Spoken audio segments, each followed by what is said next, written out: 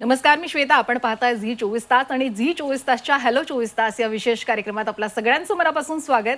आपण प्रत्येक जण आज वर्तमानात जरी असलो तरी प्रत्येकाला काळजी आहे आपल्या भविष्यात नेमकं काय होणार याचीच.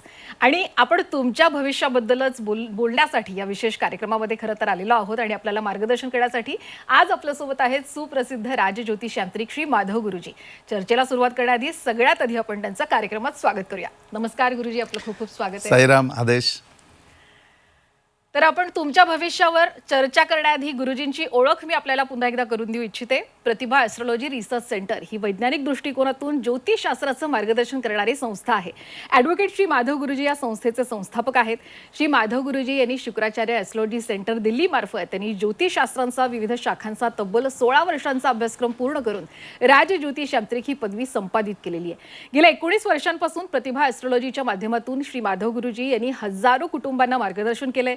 श्री माधव गुरुजी यांना ज्योतिष विद्याशास्त्रांची 7 पिढ्यांची म्हणजेच 350 वर्षांची परंपरा लाभलेली आहे. सूक्ष्म रिडिंग, कुंडली मार्गदर्शन, वास्तुदोष निवारण, प्रश्नकुंडली, पंचयाग, महालय श्राद्ध अशा विविध सेवांसोबतच आध्यात्मिक साधनेसहित धार्मिक यात्रा प्रतिभा ॲस्ट्रॉलॉजी मार्फत आयोजित सुद्धा केल्या जातात.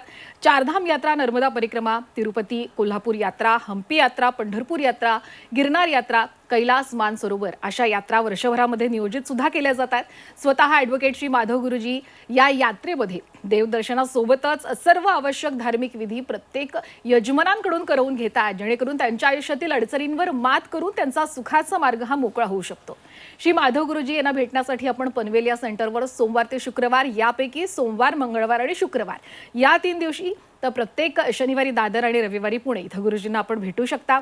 गुरुजींचं शिक्षण क्षेत्रात सुद्धा मोठं योगदान आहे. बाबा इंटरनॅशनल नावाची CBSE स्कूल कर्जत इथं आहे आणि या शाळेच्या माध्यमातून शिक्षण क्षेत्रामध्ये ते कार्यरत आहेत. श्री माधव गुरुजी यांची एक विशेष ओळख मला इथे आपल्याला करून द्यायची ती म्हणजे ते आता नर्मदा तटवासी सुद्धा आहेत. ओंकारेश्वरला माधव स्पर्श शक्तिपीठ प्रतिष्ठान नावाचा स्वतःचा त्यांचा आश्रम आहे. अध्यात्माचा प्रचार आणि प्रसार या माध्यमातून केला जातो. तसंच सुनीता उल्हास गोरक्षणी या गोशाळेच्या माध्यमातून गो मातीची सेवा आणि गोरक्षणासाठी सुद्धा माधव स्पर्शमध्ये काम केलं जातं. चला तर मग आजच्या या विषयाला आपण सुरुवात करणार आहोत. गुरुजी, आपण जेव्हा भविष्यशास्त्राबद्दल बोलतो, आता नुकताच शनीमध्ये बदल झालेला आहे, त्यामुळे अनेक जणांच्या मनामध्ये शंका कुशंका आहे, गैरसमज सुद्धा आहे, त्रस्त आहेत या शंका कुशंकांनी अनेक जण. तर साधारण कोणत्या राशींना मुळात 7.5 सुरू झाली हे सुरुवातीला सगळ्यात आधी मला जाणून घ्यायचं आणि मग पुढे थोडंसं मार्गदर्शन पण कराल का याविषयी? सर्वप्रथम मॅडम, आता पाठीमागच्या महिन्यामध्ये शनी बदल झाला, म्हणजे की शनी परिवर्तन, राशी परिवर्तन झालं आणि शनी महाराज आता 2027 पर्यंत मीन राशीमध्ये आलेले आहेत. मीन राशीमध्ये आले त्यामुळे जनरली की कुंभ रास, मीन रास आणि मेष रास या तिघांनाही 7.5 आहे. दुसरं म्हणजे की 8व्या राशीनुसार, म्हणजे की ज्यावेळेला शनी 8वा असतो त्यावेळेला सुद्धा छोटी पनवती धरली जाते, म्हणजे छोटी 7.5 त्याला म्हणतात. ती छोटी 7.5 जी आहे ती 7.5 आता धनु राशीला पण आहे आणि त्याचबरोबर ती सिंह राशीला पण आहे. तर अशा प्रकारच्या 7.5 आता या सगळ्यांना चालू आहेत. म्हणजे आणि 7.5मध्ये नक्की शंका कुशंका म्हणजे की शनी महाराज आहेत म्हटल्यानंतर त्रास 100% होणार, परंतु नक्की काय त्रास होणार आहे हे जर जाणून आपण घेतलं तर आपण त्याप्रमाणे आपण काळजी घेऊ शकतो आणि तशी व्यवस्थाही करू शकतो. तर त्याप्रमाणे शनी महाराजांचा काय त्रास होणार आहे हा जाणून घ्यायचा असेल तर त्यांचे सिग्निफिकेटर आपल्याला जाणून घ्यायला पाहिजेत. शनी महाराज ही कर्माची देवता आणि दंडाधिकारी सुद्धा आहे. म्हणजे एखाद्या कर्माचं तुम्ही जे चांगलं वाईट कर्म केलं आहे त्या चांगल्या वाईट कर्माचं ते तुम्हाला बक्षीसही 7.5मध्ये देणार आहेत आणि त्याचबरोबर 7.5मध्ये त्याचा दंडसुद्धा तुम्हाला देणार आहेत. आता शनी महाराज कर्माचे दंडाधिकारी आहेत आणि त्यांचे सिग्निफिकेटर बघितले तर कुठल्याही कामामध्ये व्यत्यय आणणं म्हणजे शनी, कुठलेही काम सुरळीत पार न पडणं म्हणजे शनी, विलंब होणं म्हणजे शनी, वादविवाद होणं म्हणजे शनी, गैरसमज होणं म्हणजे शनी, याच्या व्यतिरिक्त बुद्धीची अस्थिरता म्हणजे पण शनी. त्याचबरोबर एखाद्या ठिकाणी आपण चाललो आहे आणि त्या ठिकाणी काही ना काही आपल्या याच्यामध्ये विघ्न निर्माण होणं म्हणजे प्रवासामध्ये सुद्धा विघ्न निर्माण करणारे सुद्धा शनी महाराजच आहेत. म्हणजे कुठल्याही कार्यामध्ये विघ्न त्यांच्यामुळे निर्माण होतात, ही त्यांची पूर्णपणे ओळख आहे. आणि दुसरं महत्त्वाचं सांगायचं झालं तर ह्या सगळ्या फॅक्टर्सबरोबर सर्वात महत्त्वाची गोष्ट म्हणजे की तुमच्या आयुष्यामध्ये जी लाँग टाईम जे सुख तुम्हाला मिळणार आहेत, म्हणजे की जसं आपण वास्तू घेतलं की त्याच्यामध्ये आपण आपल्या घरामध्ये खूप जीवनाचा कालावधी घालवतो, तर ते घरसुद्धा आपल्याला शनी महाराजांच्या 7.5मध्येच मिळतं. विवाह जे आयुष्यभर आपण म्हणजे की आपल्याला लाईफ पार्टनर घेऊन येतो तो सुद्धा 7.5मध्येच होतो किंवा शनीच्या महादशेमध्ये होतो. त्याचबरोबर संतती म्हणजे लॉंग टाईम सुख देणारी सगळी सुखंसुद्धा शनी महाराजांच्या या म्हणजे की काळामध्येच आपल्याला मिळतात. मग 7.5मध्ये मिळतील, महादशेमध्ये मिळतील, याप्रमाणे मिळतील. आत्ता जर आपण रिसेंटमध्ये बघितलं तर मीन राशीमध्ये म्हणजे की आता जे शनी महाराजांचे योग आहेत तर ॲस्ट्रॉलॉजीचा मूलभूत सिद्धांत आहे कुठलाही ग्रह एका घरामध्ये बसून कुठलीही चांगली किंवा वाईट फळं देऊ शकत नाही. म्हणजे त्याच्याबरोबर युतीमध्ये किंवा त्याच्याबरोबर ट्रान्झिस्टमध्ये किंवा गोचर ज्याला आपण म्हणतो त्याच्यामध्ये दुसऱ्या ग्रहाला यायला पाहिजे. तर त्या अनुसरून प्रत्येक माणसाकरता प्रत्येक व्यक्तीकरता ही फळं बदलू शकतात. परंतु जनरल मीन राशीमध्ये आता शनी महाराज आहेत म्हणजे बृहस्पतीच्या गुरुच्या राशीमध्ये आहेत. तर मीन राशीच्या लोकांना वादविवादापासून सावध राहायला पाहिजे, गैरसमजापासून सावध राहायला पाहिजे आणि जॉईंट पेनचा त्यांना 100% त्रास होईल. कुंभ राशीच्या लोकांच्या बाबतीमध्ये घेतलं तर कुंभ राशीच्या लोकांना पाठीमागचा एखादा आजार उद्भवू शकतो, हाताखालच्या लोकांकडनं त्रास होऊ शकतो. का तर हाताखालचे लोक म्हणजे शनी आहे, प्रत्येक गोष्टीमध्ये लेबर म्हणजे कष्ट म्हणजे शनी महाराज आहेत, तर त्यापासून तुम्हाला त्रास होऊ शकतो. आणि मेष राशीच्या बाबतीमध्ये बुद्धीची अस्थिरता, त्या अस्थिरतेमुळे तुम्हाला निर्णय घेण्याकरता उशीर होणं आणि त्याच्यामुळे संपूर्णपणे मानसिक किंवा आर्थिक स्वरूपाचे त्रास येणं, वाहन आणि वास्तूच्या बाबतीमध्ये सुद्धा तुम्हाला त्रास संभवतो. आणि याच्या व्यतिरिक्त धनु आणि तुळ राशीच्या बाबतीमध्ये विचार केला किंवा धनु आणि सिंह राशीच्या बाबतीमध्ये विचार केला तर प्रामुख्याने या शनी महाराजांमुळे कोर्ट कचेरीच्या गोष्टी ज्या आहेत किंवा निदान न होणारे आजार म्हणजे की तुम्ही आजारी आहात पण डायग्नोसिस होत नाही तर अशा प्रकारचे त्रास तुम्हाला उपभोगायला लागतात. परंतु या 6 राशींच्या व्यतिरिक्त सुद्धा पुढे जाऊन शनीची चांगली फळं आहेत. तुम्हाला सुद्धा या चांगल्या फळांचा लाभ होऊ शकतो. जर तुम्ही विवाहाकरता उत्सुक असाल किंवा विवाही एजमध्ये असाल तर तुमचा विवाह होऊ शकतो. संतती याच्यामध्ये कारक होऊ शकते. त्याचबरोबर तुम्हाला चांगल्या वास्तूची प्राप्ती पण होऊ शकते. अगदी बरोबर. आता मुख्यत्वे इकडे तुम्ही 3 राशी सांगितलं ते म्हणजे मीन, मेष आणि कुंभ. तर या 3 राशींना 7.5चा त्रास आहे आणि मला वाटतं आपल्या प्रेक्षकांमध्ये सुद्धा या 3 राशीचे जे प्रेक्षक आहेत त्यांनी थोडंसं जरा धास्ती घेतली असेल. पण आता वाईट पिढेपासून सुद्धा त्यांनी कसं वाचावं हे सुद्धा तुम्ही सांगाल का? 100% मॅडम. म्हणजे की मला आजही आठवतं की शनी आश्रममध्ये मी गेलेलो होतो पहिल्यांदा आणि शनी आश्रममध्ये एंट्री केल्यानंतर आतमध्ये जो पहिला आडवा पिलर आहे त्याच्यावरच लिहिलेलं आहे, जिसने आपने बाप को नहीं छोड़ा वो तुम्हें क्या छोडेगा. म्हणजे 7.5मध्ये ती कर्माची देवता आहे, त्यांना दंड द्यायचं आहे आणि बक्षीसही द्यायचं आहे. त्याच्यामध्ये त्यांनी त्यांच्या वडिलांनाही सोडलं नाही तर ते आपल्याला कसे काय सोडतील. परंतु ॲस्ट्रॉलॉजी हे मार्गदर्शनाचं शास्त्र आहे. प्रत्येक गोष्टीमध्ये याच्यावरती उपाय आहेत. म्हणजे तसे 7.5 करता पण उपाय आहेत. आणि तुम्ही जर शनी महाराजांचे सिग्निफिकेटर समजून घेतले तर तुमच्या लक्षात की 7.5मध्ये सर्वात पहिले आवश्यक तुमच्याकडे काय आहे तर पेशन्स तुमच्याकडे पाहिजेत म्हणजे धैर्य पाहिजे. दुसरी गोष्ट तुमच्याकडे शौर्य असलं पाहिजे. तिसरी गोष्ट म्हणजे की बुद्धीची स्थिरता तुम्ही जपायला पाहिजे. आणि चौथी महत्त्वाची गोष्ट म्हणजे की प्रत्येकाला स्तुतीप्रिय असते. मग शनी महाराज असतील, यम महाराज असतील तरी स्तुती प्रत्येकाला प्रिय आहे. म्हणजे तर ह्या चारीचं जर तुम्ही अंगीकरण केलं तर 7.5मध्ये नक्की त्रास कमी होऊ शकतो. आता जर तुम्हाला स्थिर बुद्धी हवी आहे, तुम्हाला म्हणजे की प्रत्येक गोष्टीमध्ये शौर्य पण हवं आहे आणि पेशन्स पण हवे तर तुम्ही हनुमानरायांची उपासना करू शकता. हनुमंताची उपासना म्हणजे की डेली मारुतीचं दर्शन घेणं, हनुमान चाळीसाचं डेली वाचन करणं आणि शनिवारचा उपास करणं, सकाळी उपास करून संध्याकाळी सोडणं आणि त्याच्यामध्ये मीठ वर्ज्य करणं की मीठ असलेला कुठलाही पदार्थ त्याच्यामध्ये खायचा नाही. या प्रकारे तुम्ही साधना केलीत 7.5चा तुम्हाला 80% त्रास कमी होऊ शकतो. त्याचबरोबर दुसरी महत्त्वाची गोष्ट म्हणजे की स्तुतीप्रिया, प्रत्येकाला स्तुतीप्रिय असते. तर स्तुतीप्रिय आहे त्याच्यामध्ये तुम्ही शनी महात्म्याचं वाचन करू शकता. शनी पुराण, त्याला कालापुराण म्हणलं जातं, त्या कालापुराणाचं वाचन करू शकता. परत त्याच्यामध्ये यात्रासुद्धा आहे. शनी महाराजांचे 3 आडय्या आहेत. त्याच्यामध्ये नस्तनपूर येतं जे नाशिकच्या जवळ आहे, राक्षस भुवन आहे जे बीड जिल्ह्यामध्ये येतं आणि तिसरं उज्जैनला म्हणजे की शिप्रा नदीच्या तीरावरती विक्रम राजाने स्थापन केलेलं शनी महाराजांचं स्थान आहे. हे 3 स्थानं शनींचे म्हणजे की 2.5 शक्तिपीठं आहेत. याची यात्रा करून सुद्धा तुम्ही समाधान प्राप्त करू शकता.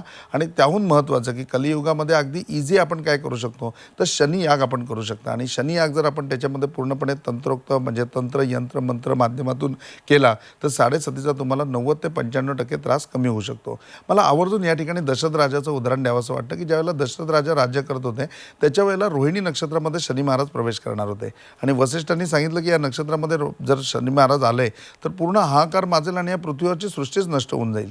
तर तू त्यांना विनंती कर की तुम्ही येऊ नका. मग त्याप्रमाणे दशरथ राजाने विनंती केली तर शनी महाराज म्हणले की माझ्या वडिलांचं नाही ऐकलं, तुमचं काय ऐकणार मी आणि तुम्ही मला रोखू शकत नाही. म्हणजे तुम्ही माझ्याशी युद्ध करू शकता, युद्धात मला हरवू शकता की मला तुमचं म्हणणं ऐकायला लागेल. आणि मग दशरथाने खाली येऊन वसिष्ठांना सांगितलं की ते युद्ध करायचं म्हणतायत. ते म्हणले मग काय हरकत आहे, आपण युद्ध करू म्हणून. मग त्या ठिकाणी वसिष्ठांनी गणेश याग केला आणि गणेश यागाचा तो अंगारा सगळ्या आपल्या रक्षकांना म्हणजे सगळ्या सैनिकांना सगळ्या शस्त्रांना लावला आणि दशरथ हे पूर्णपणे येऊन टाकले शनी महाराजांसमोर युद्ध करायला. आणि युद्ध करायला उभे राहिले त्यावेळेला पण त्यांनी शनी महाराजांची स्तुती केली. कोणस्थ पिंगल वब्रू कृष्णो रंदंत कोयमा सौरी शरेशना मंदा पिपला दिन संसिता. हे युद्ध आपण चांगल्या गोष्टी करता करत नाही आहे, त्या सृष्टीच्या उद्धाराकरता करतोय, वाचवण्याकरता करतोय. माझी आत्ताही इच्छा आहे की तुम्ही युद्ध करू नका. त्यावेळेला त्याच्या शौर्यावरती त्यांनी दाखवलेल्या धैर्यावरती शनी महाराज प्रसन्न झाले आणि त्यावेळेला दशरथाला वचन दिलं की यापुढे कधीही मी रोहिणी नक्षत्रामध्ये प्रवेश करणार नाही. सांगायचं तात्पर्य हेच आहे की 7:30 आहे म्हणून घाबरून जाऊ नका. त्याच्यावर उपाय आहेत, ते उपाय करा, श्रद्धा ठेवा आणि विश्वास ठेवा आणि आपलं कर्म सुधारण्याचा प्रयत्न करा. 100% 7:30चा त्रास तुम्हाला होणार नाही. आणि जसं तुम्ही यात्रा आणि यागाबद्दल मगाशी बोललात, जसं आपण सध्या टीव्हीवर प्रेक्षकांना सुद्धा दाखवत आहोत. नुकताच दत्तयाग पार पडलेला आहे दत्तपीठ यात्रेमध्ये. आता शनियाग सुद्धा होतोय 24 मेला. तर शनीची ही पीडा कमी करण्यासाठी शनियाग करणं आवश्यक कसं काय आहे? मॅडम हाच प्रश्न नेहमी शारण्यामध्ये शौनक ऋषींनी सूतजी महाराजांना विचारला. ज्यावेळेला शौनक ऋषी हे कलियुगाचा अभ्यास करत होते आणि कलियुगाचा अभ्यास करताना त्यांच्या लक्षात आलं की पुढे मानवी जीवनामध्ये खूप साऱ्या समस्या राहतील आणि या सगळ्या समस्यांना फाईट करण्याकरता 7:30 असेल, महादशा असेल, प्रवज्जा नावाचा दोष असेल, विषकन्या नावाचा दोष असेल, त्याचबरोबर आडय्या म्हणजे छोटी पनवती असेल आणि या सगळ्या गोष्टीमध्ये मानव ज्यावेळेला पूर्णपणे सफर करत असेल, त्याला त्रास होत असेल, त्याच्यावेळेला त्याच्यावर त्यांनी उपाय म्हणून नक्की काय करायचं आणि ते उपाय सांगत असताना कलियुगामध्ये असा कुठला उपाय की जो सोपा पडेल आणि माणूस हे सगळं करू शकेल आणि शनी महाराजांपासून किंवा त्यांच्या कोपापासून स्वतःचं संरक्षण करू शकेल. त्यावेळेला सूतजी महाराज म्हणतात की त्यांनी शनियाग करायला पाहिजे आणि मग शनियाग करत असताना तो तंत्रोक्त, मंत्रोक्त आणि यंत्रोक्त कसा असावा याबाबत त्यांनी शौनक ऋषींना पूर्णपणे मार्गदर्शन केलं. शौनक ऋषींनी आपल्या संहितेमध्ये हा शनियाग कसा करावा हे पूर्णपणे लिहून ठेवलं आणि त्या पूर्णपणे म्हणजे की त्यांच्या संहितेवर आधारित शनियाग आपल्याकडे होतो 24 मेला. म्हणजे 24 मेला तुम्ही बघाल तर शनी प्रदोष आहे. अतिशय सुंदर मुहूर्त आहे की ज्या मुहूर्तावरती तुम्हाला शनीची महादशा असेल, तुम्हाला शनीची 7:30 असेल, तुम्हाला शनीची छोटी पनवती असेल किंवा याच्या व्यतिरिक्त तुमच्या याच्यामध्ये अमावस्येचा जन्म असेल, विषकन्या नावाचा दोष असेल, प्रवज्जा नावाचा दोष असेल, कुठल्याही दोषाकरता शनी याग आपण करू शकता. इवन दो शनीचे अगदी कुठलाही हा दोषच पाहिजे असं नाही, तर पंचकर्मामध्ये पंचयागामध्ये सुद्धा श्रेष्ठ याग येतो, हा शनियाग येतो की माणसाने जन्मल्यानंतर या 5 यागामधला हा याग जो आहे शनियाग हा एकदा तरी करायला पाहिजे. तर तो अतिशय पवित्र मुहूर्तावरती असं 24 मेला आहे. या सगळ्याचा तुम्ही लाभ घ्या. कर्जतला आमच्या खूप सुंदर शनी मंदिर आहे, ज्या शनी मंदिरामध्ये म्हणजे की तिथे गेल्यानंतर त्या भूमीमधलं वैशिष्ट्य आणि तिथे झालेली साधना की निश्चितपणे तुम्ही तिथे केलेला शनियाग हा तुम्हाला लाभदायक तर होईलच, पण त्याचबरोबर तंत्रोक्त मंत्रोक्त म्हणजे अगदी त्याच्यामध्ये तंत्र की तुम्ही रेड्याला एक घास भरवायचा, घोड्याला एक घास भरवायचा, तर ते सुद्धा त्याच्यामध्ये वापरलं जातं. शनी महाराजांच्या आहुतीमध्ये प्रॉपरली शमीच्या काड्या वापरल्या जातात. त्याचबरोबर त्याच्यामध्ये आवश्यक आहे की काळ्या बदामची आहुती, अशा जवळजवळ 64 त्याच्यामध्ये म्हणजे की पूर्णपणे जडीबुटी सांगितलेल्या आहेत. या 64 जडीबुटी वापरून हा याग संपन्न केला जातो आणि शनी महाराजांचे जे विविध तंत्रोक्त मंत्र आहेत ते मंत्रसुद्धा आपण त्याच्यामध्ये घेतो, जेणेकरून हा शनी याग जो तुम्ही कराल तो तुम्हाला आयुष्यभराकरता लाभदायक होईल, तुमच्या 7:30वरती लाभदायक होईल, तुमच्या छोट्या पनवतीवरती लाभदायक होईल. याचबरोबर प्रवज्जा, विषकन्या किंवा अमावस्येला जन्म असेल तर अशा प्रकारचे वेगवेगळे जे शनी महाराजांचे दोष आहेत, महादशा असेल, अंतर्दशा असेल, तर त्याच्यामधला विकोप आहे हे आपण पूर्णपणे संपवू शकतो त्याच्यामध्ये.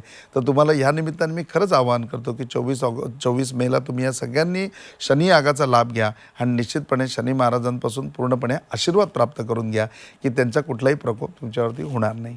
आणि नक्कीच शनी यागामध्ये तुम्हाला सुद्धा सहभागी व्हायचं असेल तर खाली जो क्रमांक दिला त्यावर संपर्क साधा.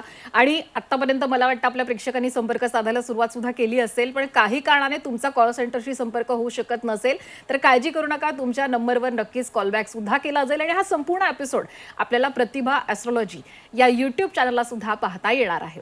गुरुजी, आपण मगाशी शनीची पीडा कमी होण्यासाठी याग आणि यात्रा असे 2 उल्लेख केले होते आणि म्हणूनच प्रतिभा ॲस्ट्रॉलॉजीच्या माध्यमातून विविध यात्रा सुद्धा आयोजित केल्या जातात.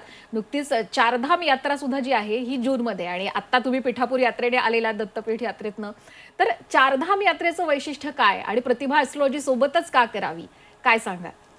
सर्वात पहिले मॅडम आपण कुठलीही यात्रा करतो ना, तर ती यात्रा आपण नेहमी म्हणतो की मला काहीतरी चेंज हवं आहे आणि त्या चेंज करता मी यात्रा करतो आणि मग चेंज आपल्याला मिळतोय. म्हणजे एरवी आपण पिकनिकला जाऊ, कुठे गोव्याला जाऊ, महाबळेश्वरला जाऊ, अलिबागला बीचवर जाऊ, तर या सगळ्या गोष्टीमुळे आपल्याला काय होतं की चेंज मिळतो. पण तो चेंज मिळतो तो बाह्यांगाने मिळतो आणि अंतरंगाने जर तुम्हाला म्हणजे अंतर्बाह्य तुम्हाला पूर्णपणे समाधान प्राप्त करायचं असेल तर ते समाधान तुम्हाला आध्यात्मिक यात्रेमधनं पूर्णपणे मिळतं.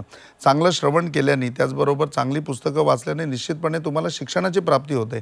परंतु ज्ञानाची प्राप्ती करायची असेल तर अनुभव जरुरी आहे आणि अनुभव तुम्हाला फक्त यात्रेमध्ये येऊ शकतो आणि अनुभव हाच गुरु आहे. त्यामुळे गुरुची प्राप्ती, उत्तम ज्ञान हे तुम्हाला यात्रेमध्ये पूर्णपणे प्राप्त होतं. तर या कारणाकरता यात्रा करायला पाहिजे आणि यात्रा करत असताना माझं अगदी प्रत्येक वेळेला सांगणं असतं किंवा आग्रह असतो की तुम्ही प्रतिभा ॲस्ट्रॉलॉजी बरोबरच यात्रा करा. त्याचं सर्वात मोठं वैशिष्ट्य म्हणजे की यात्रेमध्ये मी स्वतः तुमच्या बरोबर असतो आणि मी स्वतः बरोबर असतो तर मी राजज्योतिष यांत्रिक आहे आणि तुमच्या सगळ्यांच्या माहितीकरता सांगतो की या जगामध्ये फक्त 52च भविष्य आहेत, 53वं कुठलंही भविष्य नाही आणि 52 भविष्य अक्षरशः म्हणजे की आमच्या पूर्वजांनी तोंडपाठ आमच्याकडनं करून घेतलेत. त्यामुळे तुम्ही अगदी संख्येने 150 किंवा 200 जरी असले तरी माझ्या दृष्टिकोनातून त्या 52 मधलेच आहात. मग मला माहिती असतं की तुम्ही 15 नंबर आहात का, तुम्ही 14 नंबर आहात का, तुम्ही 13 नंबर आहात आणि मग त्याप्रमाणे तुमच्या जीवनामध्ये काय आवश्यक आहे, तुमच्या भविष्यामध्ये काय समस्या येऊ शकतात त्याच्यावरती सुद्धा मार्गदर्शन मी करत असतो. त्याच्यामध्ये सुद्धा सत्संग तुम्हाला देत असतो आणि निश्चितपणे तुमच्या उज्ज्वल भविष्याकरता जो काही व्यायाम तुमच्याकडनं करून गेला पाहिजे तो व्यायाम निश्चितपणे तुमच्याकडनं मी करून घेतो. त्याचबरोबर भूतकाळामध्ये तुमच्या बाबतीमध्ये काय काय घटना घडल्या त्या भूतकाळामधल्या सगळ्या घटनांवरती मलमपट्टीसुद्धा तुम्हाला करून देतो. त्याच्यामुळे माझा आग्रह असतो की तुम्ही स्वतः यात्रेमध्ये या. दुसरी महत्त्वाची गोष्ट म्हणजे की आध्यात्मिक यात्रा करत असताना नुसतं असं बोजा नाही की गेले तुम्ही आणि त्या देवाच्या पाया पडले आणि निघाले. तिथल्या ठिकाणचा जो इतिहास आहे तो इतिहास आपल्याला माहिती करून घेतला पाहिजे. तिथल्या ठिकाणचं काय महत्त्व आहे, त्या ठिकाणी काय प्रसंग घडला आहे तो मी तुम्हाला पूर्णपणे सांगतो आणि त्याचं यथार्थ वर्णन ज्यावेळेला त्या जागेवर तुम्ही ऐकता त्याच्यावेळेला तो तुम्हाला पूर्णपणे भावतो आणि त्यावेळेला ती यात्रा पूर्णपणे सफल होते. कुठलीही यात्रा करत असताना आपण त्याच्यामध्ये पूर्णपणे म्हणजे की परिवर्तनाकरता यात्रा करतो की आपल्यामध्ये काहीतरी परिवर्तन यायला पाहिजे आणि त्या परिवर्तनाकरता आपण ती यात्रा करत असतो. ज्यावेळेला तुम्ही माझ्यासमोर यात्रा करता त्याच्या वेळेला मी डेफिनेटली मला तुमचं भविष्य माहिती असल्या कारणाने तुम्हाला ती सगळी मरमपट्टी आणि त्याचबरोबर तुम्हाला ते सगळं मार्गदर्शन, ते सगळं ज्ञान मी पुरेपूर देण्याचा प्रयत्न करतो आणि ते तुम्हाला साजसंही होतं. त्याच्यामुळे माझ्या समवेत यात्रा सुरू होते पण आल्यानंतर घरी तुम्हाला पावती मिळते की तुमच्यामध्ये परिवर्तन आलं आहे, तुमच्यामध्ये पूर्णपणे बदल आला आहे. तर ह्या सगळ्या गोष्टी तुमच्याकडनं पॉसिबल करून घेण्याकरता ह्या यात्रा असतात. आता याच्यामध्ये जसं तुम्ही आत्ता म्हणले की चारधाम यात्रा आहे तर चारधाम यात्रा 13 दिवसांची आहे म्हणजे की 7 जून ते 20 जून आहे. 6 जूनला आपण इकडनं प्रस्थान ठेवणार आहोत आणि 19 जूनला आपण परत येणार आहोत. तर त्याप्रमाणे म्हणजे की यात्रा करत असताना या यात्रेचा अपार म्हणजे की महत्त्व आहे. ह्याच्यामध्ये चारधाम यात्रा करत असताना प्रॉपरली मोक्षदायी यात्रा आहे की याच्यामुळे मोक्ष प्राप्त होतो.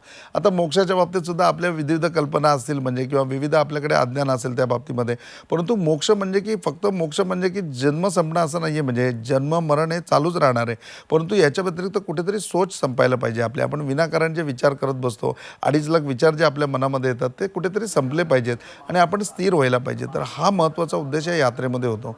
आपण सगळेजण ती यात्रा करत असताना ज्यावेळेला गंगोत्रीला जातो त्याच्यावेळेला आपल्याला माहिती की गंगेमध्ये आता मी स्नान करून आलो आणि माझी सगळी पापं धुतली गेली. निर्विवादपणे गंगेमध्ये स्नान केल्यानंतर तुम्ही आत्तापर्यंत जेवढी ज्ञात अज्ञात पापं केली असतील ती सगळी पापं तुमची धुतली जातील. पण त्याचबरोबर काया वाचा मने पुन्हा या तुमच्या हातून पाप होणार नाही आणि त्याच्याकरता जे आवश्यक आहे ते ज्ञान तुम्हाला पूर्णपणे दिलं जातं. केदारनाथला आपण ज्यावेळेला चढत असतो त्यावेळेला केदारनाथला जात असताना शेवटच्या 20 मीटरपर्यंत येईस्तोवर आपल्याला मंदिर दिसत नाही म्हणजे डेस्टिनेशन दिसत नाही. त्यावेळेचा तो प्रवास आहे तो आयुष्यामधली आपली कमाल आणि किमान मर्यादा आपल्याला दाखवून देतो. प्रत्येक वेळेला आपण खूप ओव्हर कॉन्फिडन्समध्ये असतो. आपल्याला वाटतं हा हे होईल, आपल्याला वाटतं ते होईल, माझ्याकरता सगळ्या गोष्टी इझी आहेत, मी इझी पोहोचीन, माझा फिटनेस चांगला आहे.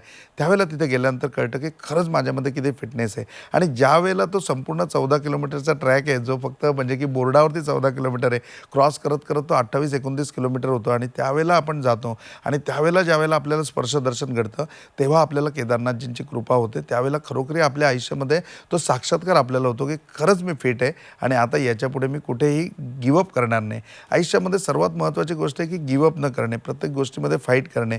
Soldier never quit still is death. त्याप्रमाणे म्हणजे की आपण प्रत्येक संघर्षाकरता तयार होतो ज्यावेळेला केदारनाथजींच्या आपण दारामध्ये पोचतो आणि ह्या यात्रेमधनं हे प्रत्येक एक ॲडव्हेंचर जे आहे ते ॲडव्हेंचर आपल्याला करत जायचं आहे. त्याच्यापुढे आपण ज्यावेळेला बद्रीनाथला जातो त्यावेळेला बद्रीनाथला गेल्यानंतर देवाचं वैभव आपल्या लक्षात येतं, देवाचं विश्व आपल्या लक्षात येतं. तिथे माना गाव आहे. खरोखरी हे सगळ्या गोष्टी ज्या आहेत की गणेश पुराण आहे किंवा सगळी लिहिलेली पुराणं आहे ती गणपतीने कुठे लिहिली त्या गुफेमध्ये तुम्हाला घेऊन जाईन. त्याचबरोबर खरोखरी सरस्वती नावाची नदी आहे तिचा उगम तुम्हाला दाखवेन. तिचा खळखळाट, तिचं शुभ्र पाणी, हे सगळं आपल्या डोळ्याने आपण बघायला पाहिजे. आणि हे सगळं नुसतं बघायला नाही पाहिजे, तर त्या ठिकाणी जाऊन त्याचा अनुभव घ्यायला पाहिजे. त्याचबरोबर त्याची जी काही माहिती आहे ती माहिती संपूर्ण प्राप्त करून घ्यायला पाहिजे. आणि तुम्ही माझ्याबरोबर असाल तरी माहिती तुम्हाला पूर्णपणे प्राप्त करून घेता येईल. चौथं महत्त्वाचं कारण म्हणजे धर्मो रक्षिती रक्षता. सध्या असं आहे की आपण एका विविध परिस्थितीमध्ये, आपली पिढी आहे ना ही खूप जागृत अवस्थेमधली पिढी आहे. आपल्या पिढीने काय बघितलं नाही, तर करोना आपण बघितलं आहे, लॉकडाऊन आपण बघितलं आहे, आणि आत्तापर्यंत मोठ्या मोठ्या सुनामीसुद्धा आपण बघितलेल्या आहेत, मोठी मोठी वादळं पण आपण बघितलेली आहेत. आणि ही सगळी वादळं बघत असताना आपण आता त्या रेषेवरती उभं आहोत की आपणच आपल्या धर्माचं रक्षण करायला पाहिजे. धर्मो रक्षिती रक्षता. आज जर आपण आपल्या धर्माचं, आपल्या अध्यात्माचं रक्षण केलं तर ते रक्षण आपल्या पुढच्या पिढ्यांना ते पूर्णपणे धर्म आणि ते अध्यात्म देऊ शकेल, ती संस्कृती देऊ शकेल. तुम्ही आणि मी पैसा कमवण्याकरता अखंड धावतोय आणि आपल्या पुढच्या पिढीला संस्कार देण्याचा प्रयत्न करतोय, परंतु आपण पुढे मानव घडवत नाहीये. तुमच्या आणि माझ्या आईवडिलांनी आपल्याला मानव घडवलं, परंतु आपण या पैशाच्या पाठीमागे धावून सगळ्या फॅसिलिटी आपल्या मुलांना देऊन आपण फक्त यंत्रमानव घडवतोय. तो यंत्रमानव घडवत असताना त्याच्याबरोबर त्याच्यामधली मानवता जर टिकवून ठेवायची असेल तर कुठेतरी आता या धर्माचं मी रक्षण करायला पाहिजे, तुम्ही रक्षण करायला पाहिजे. या अध्यात्मामध्ये मी तुम्हाला घेऊन जायला पाहिजे आणि या सगळ्या गोष्टीची तुम्हाला माहिती करून द्यायला पाहिजे. आणि ही ज्यावेळेला तुम्हाला माहिती होईल ना, पुढची पिढी इतकी प्रॅक्टिकल आहे की तुम्ही कुठलीही गोष्ट सांगितली तर तुमचा मुलगा पहिले तुम्हाला विचारेल, तू केलं आहे का आयुष्यामध्ये, तू काय अनुभव घेतला आहे, तू लोकांचं मला सांगू नको. आणि हेच महत्त्वाचं आहे की आपण आपला स्वतः अनुभव घ्यायला पाहिजे. आणि ज्यावेळेला तुम्ही मुलांना स्वतः सांगाल ना, अरे हो मी केदारनाथला गेलो आहे आणि असं असं आहे, तिथे असा असा अनुभव मी स्वतः घेतला आहे, अरे मी ही यात्रा केली आहे आणि आपला धर्म असा आहे, आपला अध्यात्म असं आहे, त्यावेळेला मुलांना त्याच्याबद्दल रिस्पेक्ट तयार होईल आणि त्यावेळेला त्यांची ओढ निर्माण होईल. आणि जी ओढ निर्माण होईल ना, ती पूर्णपणे आपला अध्यात्म आणि आपला धर्म हे पूर्णपणे जागृत ठेवेल. म्हणजे धर्मो रक्षिती रक्षता. आज जर आपण धर्माचं रक्षण केलं तर हाच धर्म उद्या आपल्या अनेक पिढ्यांचं नुसतं संरक्षण करणार नाही, तर त्यांना पूर्णपणे संस्कृतीत तर करेलच, पण त्याच्याबरोबर या यंत्राबरोबर चालत असताना त्यांना मानव म्हणून शाबूत ठेवेल. तर माझी तुम्हाला सगळ्यांना जाहीर विनंती आहे किंवा आवाहन आहे की खरोखरी तुम्ही बाकी सगळ्या गोष्टीमध्ये अध्यात्मावर तुमचा विश्वास असो वा नसो, देव आहे की नाही या तुमच्या काही कन्सेप्ट असो, पण पुढच्या पिढीला वाचवण्याकरता आपलं अध्यात्म, आपलं धर्म याचं रक्षण करण्याकरता तुम्ही सगळ्यांनी माझ्याबरोबर यात्रा करा. आणि ती यात्रा केल्यानंतर तुमच्यामध्ये परिवर्तन नक्की येईल. तुमचा ठाम विश्वास बसेल की खरोखरी देव आहे, खरोखरी अध्यात्म आहे आणि जे आहे ते तुमच्या हृदयामध्ये फिट आहे. तुम्हाला कुठेही जायची गरज नाही. ही सगळी स्थानं आहेत, त्याच ठिकाणी जाऊन फक्त ते एनर्जी आणि तो विश्वास प्राप्त करून घ्यायचा आहे. आणि तो प्राप्त करून झाल्यानंतर खरोखरी धर्मो रक्षिती रक्षता हे तर पुण्य आपल्याला प्राप्त होईल. याच्या व्यतिरिक्त काया वाचा मने आपण पूर्णपणे ती अनुभूती घेऊ की याच्यापुढे आपल्या हातून पाप होणार नाही आणि एक सात्विक स्वजन आयुष्य आपण सगळे जगू शकू. अगदी खऱ्या अर्थाने तुम्ही सुद्धा तुमचं फक्त भविष्यच नाही तर वर्तमान सुद्धा जर बदलायचं असेल तर श्री माधव गुरुजी यांच्यासोबत चारधाम यात्रा नक्कीच करा. आणि गुरुजींना प्रत्यक्ष भेटण्यासाठी पनवेल, दादर, पुणे या तिन्ही सेंटरवर सुद्धा त्यांना त्यांची अपॉइंटमेंट घेऊन तुम्ही त्यांना भेटू शकता. खरंच गुरुजी खूप छान मार्गदर्शन केलं, तुमचे मनापासून आभार. साईराम आप सबकी भली करे. गुरु गोरक्षनाथ आप सबकी भली करे. आप सबका जीवन मंगलमय हो. ओम साईराम. भेटूयात पुढच्या कार्यक्रमामध्ये. तोपर्यंत पाहत रहा झी 24 तास.